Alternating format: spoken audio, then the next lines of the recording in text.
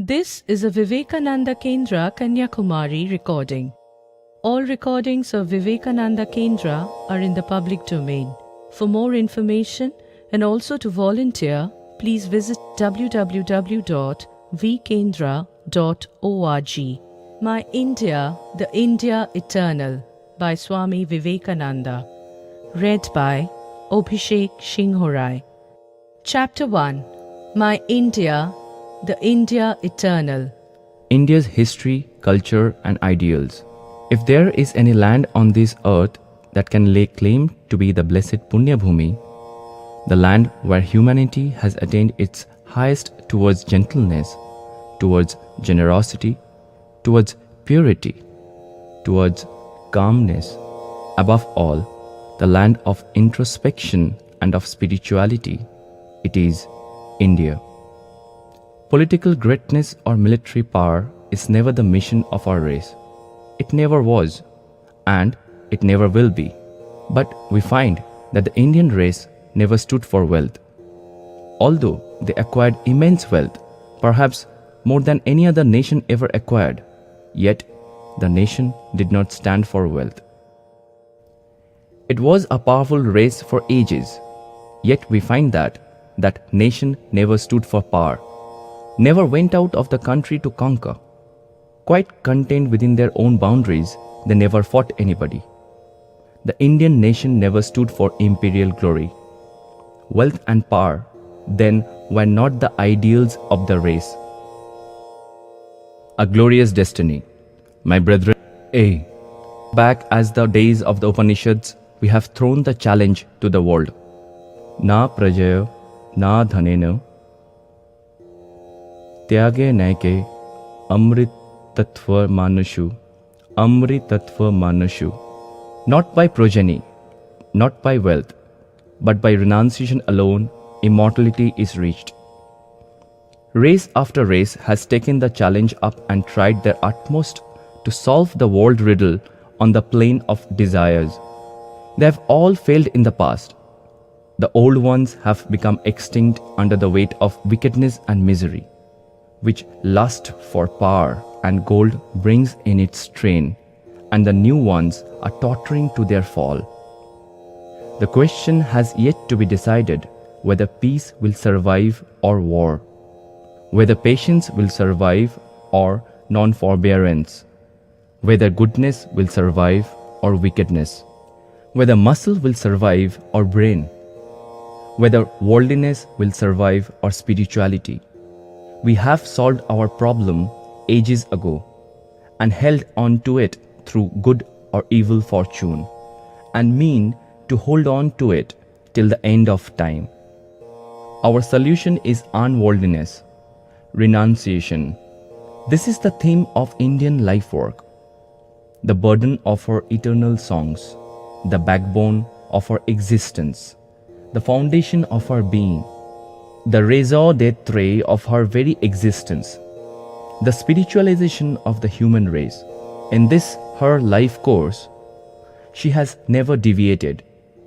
Whether the Tatar ruled or the Turk, whether the Mughal ruled or the English. It is unfair to judge woman in the East by the Western standard. In the West, woman is the wife. In the East, she is mother. The Hindus worship the idea of mother, and even the monks are required to touch the earth with their foreheads before their mothers. Chastity is much esteemed. In India, the mother is the center of the family and our highest ideal. She is to us the representative of God, as God is the mother of the universe.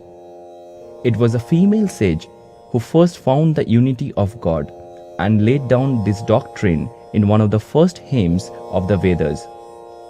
He is of the Aryan race, who is born through prayer, and he is a non-Aryan who is born through sensuality. So deeply has this been recognized in India that there we even speak of adultery in marriage, except when marriage is consummated in prayer. That is the secret of the race, chastity. There are two great epics in the Sanskrit language, which are very ancient. They embody the manners and customs, the state of society, civilization, etc. of the ancient Indians. The oldest of these epics is called Ramayana, the life of Rama. Rama and Sita are the ideals of the Indian nation. All children, especially girls, worship Sita. The height of a woman's ambition is to be like Sita, the pure, the devoted, the all-suffering. Mahabharata means Great India, or the story of the great descendants of Bharata. This epic is the most popular one in India, and it exercises the same authority in India as Homer's poems did over the Greeks. The internal conflicts between righteousness and filial affection in the mind of the God-fearing, yet feeble, old, blind king Dhritarashtra, the majestic character of the grandsire Bhishma, the noble and virtuous nature of the royal Yudhishthira and of the other four brothers, has as mighty in valor as in devotion and loyalty. The peerless character of Krishna, unsurpassed in human wisdom, and not less brilliant the character of the women, the stately Queen Gandhari, the loving mother Kunti, the ever devoted and all-suffering Draupadi. These and hundreds of other characters of this epic and those of the Ramayana have been the cherished heritage of the whole Hindu world for the last several thousands of years, and form the basis of their thoughts and of their moral and ethical ideas. In fact, the Ramayana and the Mahabharata are the two encyclopedias of the ancient Aryan life and wisdom, portraying an ideal civilization which humanity has yet to aspire after. When you study these characters, you can at once find out how different is the ideal in India from that of the West. The West says, do, show your power by doing. India says, show your power by suffering. The West has solved the problem of how much a man can have. India has solved the problem of how little a man can have. India's contribution to the world, the debt which the world owes to our motherland, is immense. As I look back upon the history of my country, I do not find in the whole world another country which has done quite so much for the improvement of the human mind. Therefore, I have no words of condemnation for my nation. I tell them, you have done well. Only try to do better. We Hindus stand ready to be convinced that yours is the earlier religion, although we had ours some 300 years before yours was even thought of. The same holds good with respect to sciences. India has given to antiquity the earliest scientific physicians, and according to Sir William Hunter, she has even contributed to modern medical science by the discovery of various chemicals and by teaching you how to reform misshapen ears and noses. Even more, it has done in mathematics for algebra, geometry, astronomy, and the triumph of modern science, mixed mathematics, were all invented in India. Just so much as the 10 numerals, the very cornerstone of all present civilization, were discovered in India and are in reality Sanskrit words. In philosophy, we are even now head and shoulders above any other nation, as Schopenhauer, the great German philosopher, has confessed. In music, India gave to the world her system of notation, with the 7 cardinal notes and the diatonic scale. In philology, our Sanskrit language is now universally acknowledged to be the foundation of all European languages. In literature, our epics and poems and dramas rank as high as those of any language. Our Shakuntala was summarized by Germany's greatest poet as heaven and earth united. India has given to the world the fables of Aesop, which were copied by Aesop from an old Sanskrit book. It has given the Arabian Nights, yes, even the story of Cinderella and the beanstalks. In manufacture, India was the first to make cotton and purple dye. It was proficient in all works of jewelry. And the very word sugar, as well as the article itself, is the product of India. Lastly, she has invented the game of chess and cards and the dice. So great, in fact, was the superiority of India in every respect that it drew to her borders the hungry cohorts of Europe, and thereby indirectly brought about the discovery of America. And I challenge anybody to show one single period of her national life when India was lacking in spiritual giants, capable of moving the world. But her work is spiritual, and that cannot be done with blasts of war trumpets. And that cannot be done with blasts of war trumpets or the march of cohorts. Her influence has always fallen upon the world like that of the gentle dew, unheard and scarcely marked, yet bringing into bloom the fairest flowers of the earth. Here in this blessed land, the foundation, the backbone, the life center is religion and religion alone. Let others talk of politics, of the glory of acquisition of immense wealth poured in by trade, of the power and spread of commercialism, of the glorious fountain of physical liberty. But these the Hindu mind does not understand and does not want to understand. Touch him on spirituality, on religion, on God, on the soul, on the infinite, on spiritual freedom, and I assure you, the lowest peasant in India is better informed on these subjects than many a so-called philosopher in other lands. We have yet something to teach to the world. This is the very reason the raison d'être, that is, the nation has lived on. In spite of hundreds of years of persecution, in spite of nearly 1,000 years of foreign rule and foreign oppression, this nation still lives. The raison d'être is, it still holds to God, to the treasure house of religion and spirituality. I have seen a little of the world, traveling among the races of the East and the West, and everywhere I find among nations one great ideal which forms the backbone, so to speak, of that race. With some, it is politics. With others, it is social culture. Others, again, may have intellectual culture, and so on for their national background. But this, our motherland, has religion and religion alone for its basis, for its backbone, for the bedrock upon which the whole building of its life has been based. See Rome. Rome's mission was imperial power, expansion, and so soon as that was touched, Rome fell to pieces, passed out. The mission of Greece was intellect. As soon as that was touched, why? Greece passed out. So in modern times, Spain and all these modern countries, each nation has a mission for the world. So long as that mission is not hurt, the nation lives, despite every difficulty. But as soon as its mission is destroyed, the nation collapses. Now, that vitality of India has not been touched yet. They have not given up that, and it is still strong, in spite of all their superstitions.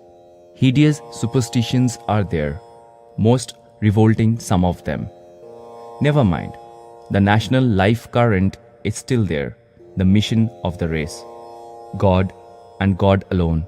She clings unto that like grim death. Still, there is hope there. The Hindu man drinks religiously, sleeps religiously, walks religiously, marries religiously, walks religiously, marries religiously, robs religiously. That shows that the vitality of the race, the mission of the race, is religion. And because that has not been touched, therefore that race lives. Every other problem in life must be subordinated to that one principal theme, that is religion. That is also the law of harmony in music. There may be a nation whose theme of life is political supremacy. Religion and everything else must become subordinate to that one great theme of its life. But here is another nation whose great theme of life is spirituality and renunciation, whose one watchword is that this world is all vanity and a delusion of 3 days. The eternal India. India I loved before I came away. Now the very dust of India has become holy to me. The very air is now to me holy. It is now the Holy Land, the place of pilgrimage, the Tirtha. We all hear so much about the degradation of India. There was a time when I also believed in it. But today, standing on the vantage ground of experience, with eyes cleared of obstructive predispositions and above all, of the highly colored picture of other countries toned down to their proper shade and light by actual contact, I confess, in all humility, that I was wrong. Thou blessed land of the Aryas, thou wasn't never degraded. Scepters have been broken and thrown away. The ball of power has passed from one hand to hand. But in India, scepters have been broken and thrown away. The ball of power has passed from hand to hand. But in India, courts and kings always touched only a few. The vast mass of the people, from the highest to the lowest, has been left to pursue its own inevitable course. The current of national life flowing at times slow and half-conscious, at others strong and awakened. I stand in awe before the unbroken procession of scores of shining centuries, with here and there a dim link in the chain, only to flare up with added brilliance in the next. And there she is walking, with her own majestic steps, my motherland, to fulfill her glorious destiny, which no power on earth or in heaven can check. The regeneration of man the brute into man the God. This national ship has been ferrying millions and millions of souls across the waters of life. But today, perhaps through your own fault, this boat has become a little damaged, has sprung a leak. And would you therefore curse it? Is it fit that you stand up and pronounce malediction upon it? One that has done more work than any other thing in the world. If there are holes in this national ship, this society of ours, we are its children. Let us go and stop the holes. Let us gladly do it with our heart's blood. And if we cannot, then let us die. We will make a plug of our brains and put them into the ship. But condemn it never. Say not one harsh word against this society. I love it for its past greatness. I love you all because you are the children of God, and because you are the children of the glorious forefathers. How then can I curse you? Never. All blessings be upon you. I have come to you, my children, to tell you all my plans. If you hear them, I am ready to work with you. But if you will not listen to them, and even kick me out of India, I will come back and tell you that we are all sinking. I have come now to sit in your midst, and if we are to sink, let us all sink together, but never let curses rise to our lips. O India, forget not that the ideal of thy womanhood is Sita, Savitri, Damayanti. Forget not that the God thou worshippest, the great ascetic of ascetics, the all-renouncing Shankara, the Lord of Uma. Forget not that thy marriage, thy wealth, thy life are not for sense pleasure, are not for thy individual personal happiness. Forget not that thou art born as a sacrifice to the mother's altar. Forget not that thy social order is but the reflex of the infinite universal motherhood. Forget not that the lower classes, the ignorant, the poor, the illiterate, the cobbler, the sweeper are thy flesh and blood, thy brothers. Thou brave one, be bold, take courage, be proud that thou art an Indian, and proudly proclaim, I am an Indian. Every Indian is my brother. Say, the ignorant Indian, the poor and destitute Indian, the Brahmin Indian, the Pariah Indian is my brother. Thou too, clad with but a rag round thy loins, proudly proclaim at the top of thy voice, the Indian is my brother, the Indian is my life. India's gods and goddesses are my God. India's society is the cradle of my infancy, the pleasure garden of my youth, the sacred heaven, the Varanasi of my old age. Say, brother, the soil of India is my highest heaven. The good of India is my good. And repeat and pray day and night. O thou Lord of Gauri, O thou Mother of the universe, vouchsafe manliness unto me. O thou Mother of strength, take away my weakness, take away my unmanliness, and make me a man. End of Chapter 1. My India, the India Eternal by Swami Vivekananda. This is a Vivekananda Kendra Kanyakumari recording. All recordings of Vivekananda Kendra are in the public domain. For more information and also to volunteer, please visit www.vkendra.org.